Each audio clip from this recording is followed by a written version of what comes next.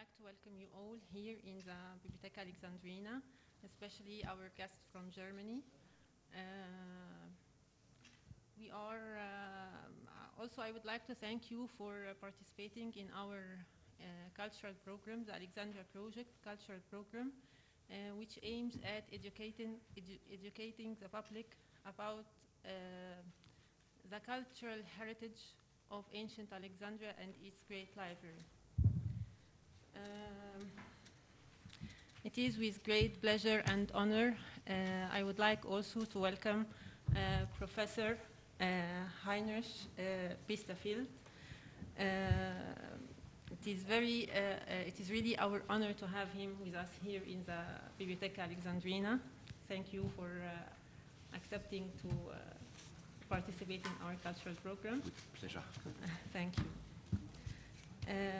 Professor Biesterfeldt, he's an emeritus professor in Bochum University in Germany, and he's one of the leading professors and scholars of Arabic and Islamic studies. Professor Biesterfeldt today will talk about the transfer of Hellenistic scholarship from the School of Alexandria to the court of Baghdad. So please welcome Professor Biesterfeldt.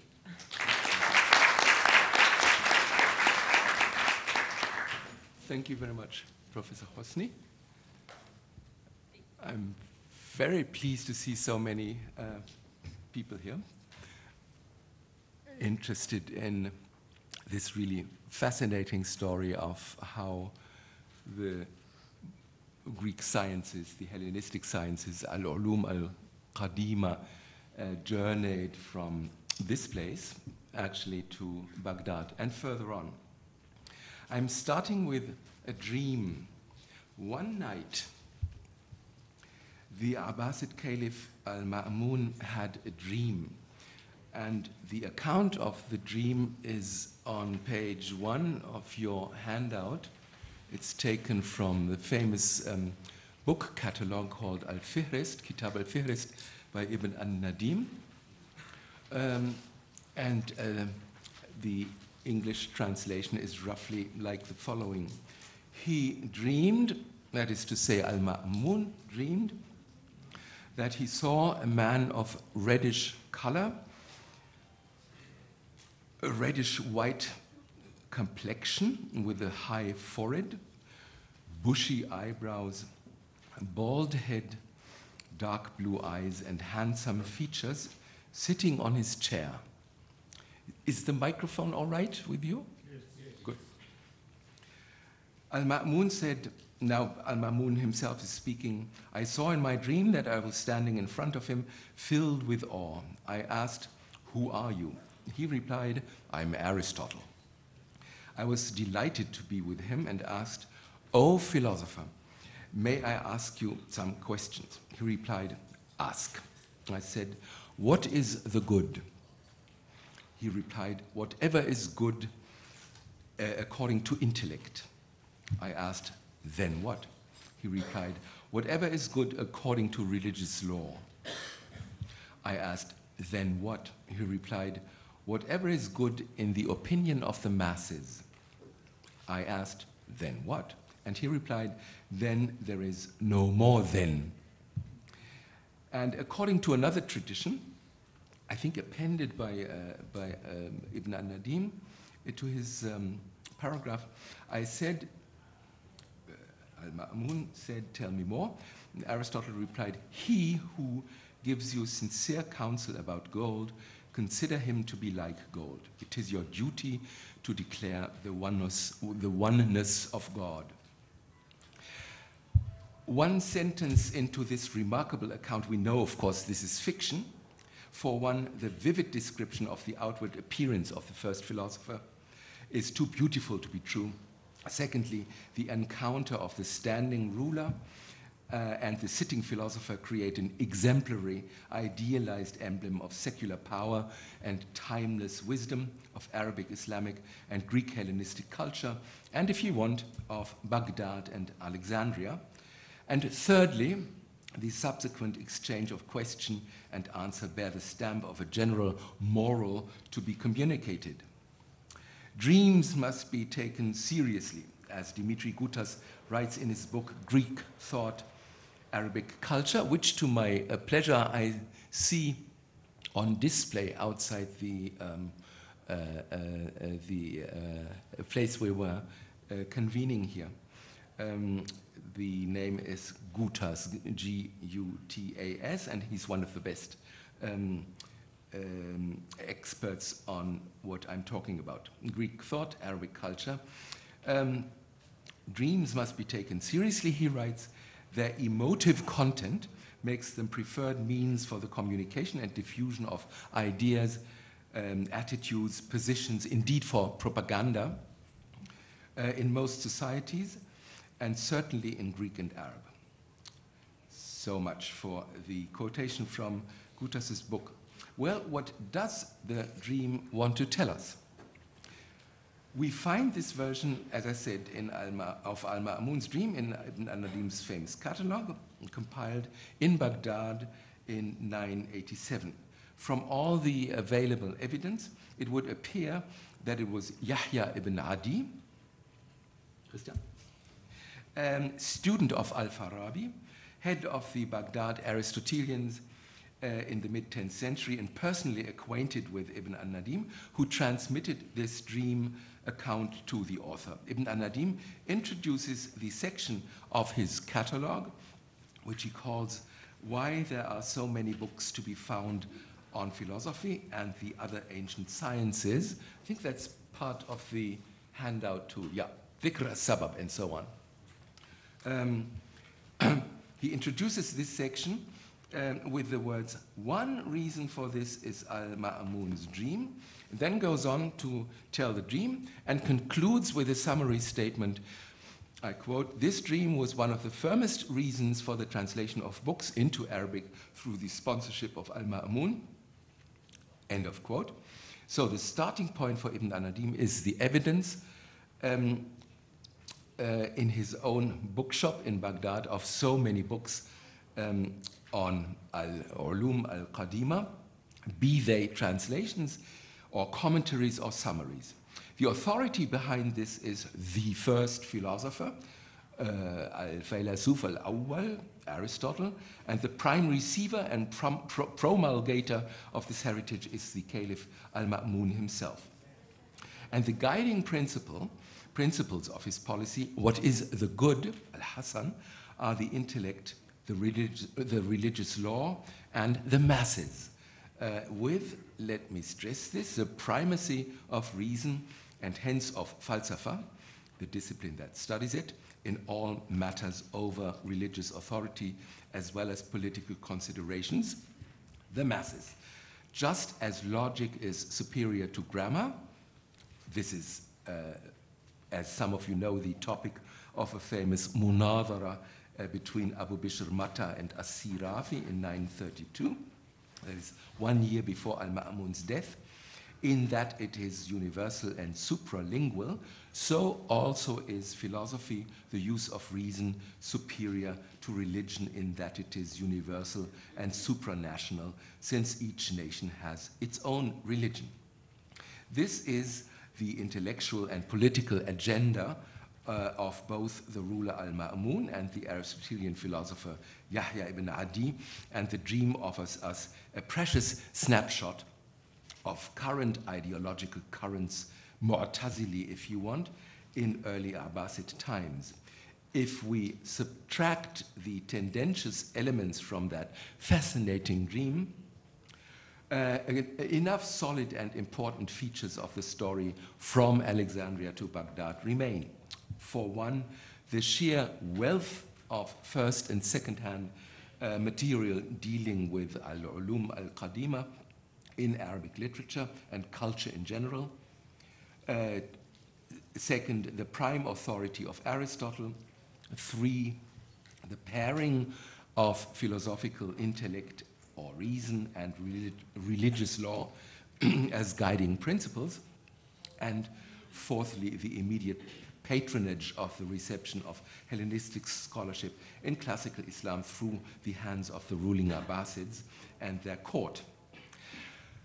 Let me follow up this dream with a much later, more than 400 years later, and more detailed account of the story from Alexandria to Baghdad, given by Ibn Khaldun. And that's exhibit number 2, filling the rest of the page 1 of your handout, in the third part of his Al-Muqaddimah.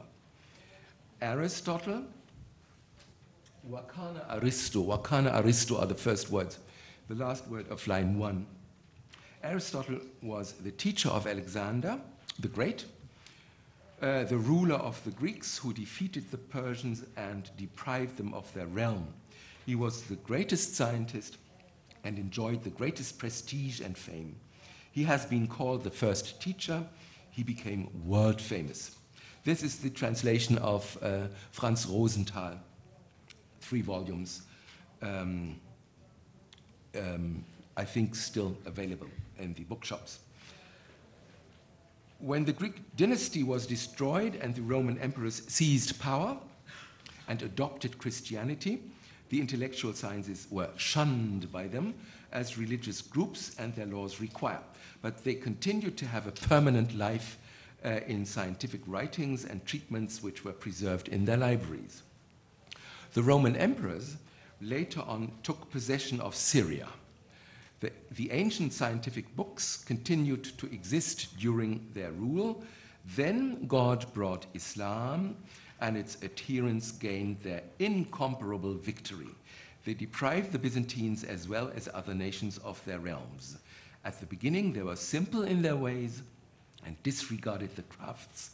Eventually, however, the Muslim rule and dynasty flourished. The Muslims developed a sedentary culture such as no other nation had ever possessed. They became versed in many different crafts and sciences. Then they desired to study the philosophical disciplines. They had heard some mention of them by the bishops and priests among their Christian subjects. And man's ability to think has in any case aspirations in the direction of the intellectual sciences.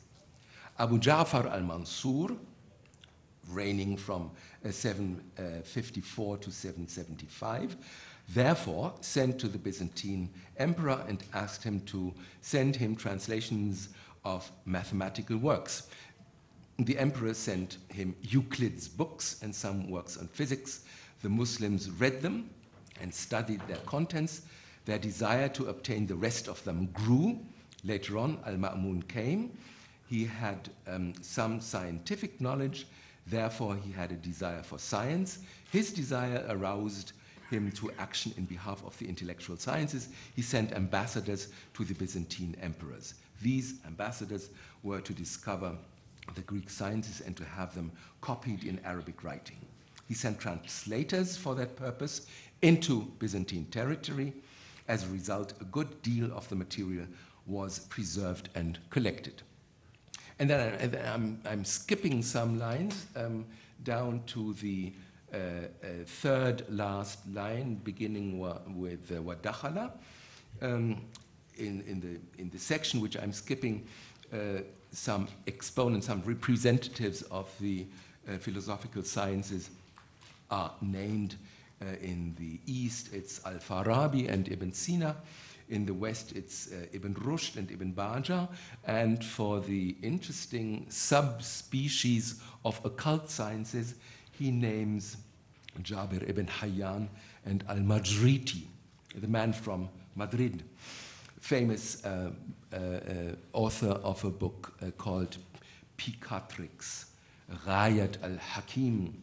And then, in the end of the quotation from Ibn Khaldun, it says, the intellectual sciences and their representatives succeeded to some degree in penetrating Islam. They seduced many people who were eager to study those sciences and accept the opinions expressed in them. In this respect, the sin falls upon the person who commits it. If God had wanted it, they would not have done it. A quote from Quran Surat Al-An'am, verse 137. Finally, Ibn Khaldun follows the way of the ancient sciences towards the east, Transoxania, that's not on your handout, on the one hand, and recently, as he says, towards the west, what he calls the northern shore of the country of the European Christians. So this is contemporary to his own writing. Again, as in Al-Ma'mun's dream, you find here in Ibn Khaldun's overview a number of central factors in the transmission of Hellenistic scholarship to Arabic culture. That is the principal authority of Aristotle, the embodiment of philosophy, the instrumental initiative of the Abbasid court. This time it is closer to the actual historical facts.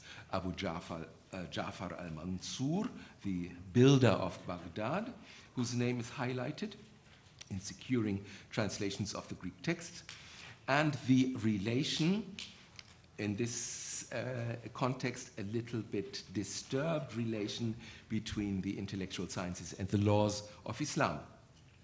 Two interesting details are new compared to Al-Ma'mun's dream, one of them specific to Ibn Khaldun's theory of history, the other common to quite a few further Arabic accounts of the process from Alexandria to Baghdad. Ibn Khaldun lets begin the cultivation of the crafts and the sciences only in a sedentary culture. Typically for him, scholarship can flourish only in urban civilization. And as a polemical feature common to various early accounts, it is the Muslim rulers who recover and resuscitate the Hellenistic legacy that the Christian rulers had failed to cultivate. So one could almost say the Muslim Abbasid rulers are kind of humanists securing the heritage of the ancients avant la lettre, of course. After these two accounts, Al-Ma'mun's dream and Ibn Khaldun's outline, which exhibit already important factors of the transmission of knowledge that we are interested in, let me summarize and exemplify a few aspects of this process as far as contemporary scholarship has explored it. The aspects that may be of primary interest are the following 5. What were the institutions of learning in pre-Islamic Alexandria? What subjects were taught? What was the initial interest of the Abbasids in the Hellenistic heritage? 3, what were the ways of transmission of knowledge from Alexandria to Baghdad? 4, what was the role of the translators from Greek into Arabic, and what were their methods? And finally, 5, what are the main elements of impact that the reception of Hellenistic scholarship in classical Islam had? So, for one, what were the institutions of learning in Hellenistic Alexandria? Now, this, of course, is a rare privilege to be able to stand or sit, in my case, literally in the midst of what was happening here, simply pointing in various directions.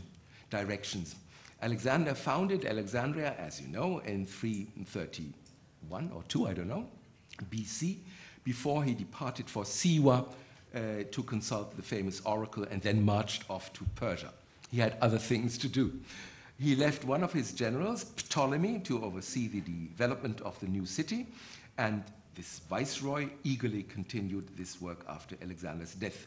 Alexandria was filled with imperial architecture to rival the cities of Rome and Athens, to create a sense of continuity between his rule and that of the pharaonic dynasties. Ptolemy made Alexandria look, at least superficially, Egyptian by adorning the city with sphinxes, obelisks, and statues scavenged from the old sites of Memphis and Heliopolis, many of which you can study. If it's, I don't know, if it's reopened by now in the Greco-Roman Museum, Al-Mathaf al-Rumani, is it open? No. And in the Alexandria National Museum on Tariq al-Hurriya. Certainly the most famous building of Alexandria was its library, in whose successor institution we are sitting today. Founded by Ptolemy I in the last year of his life, 283 BC, it occupied the royal quarter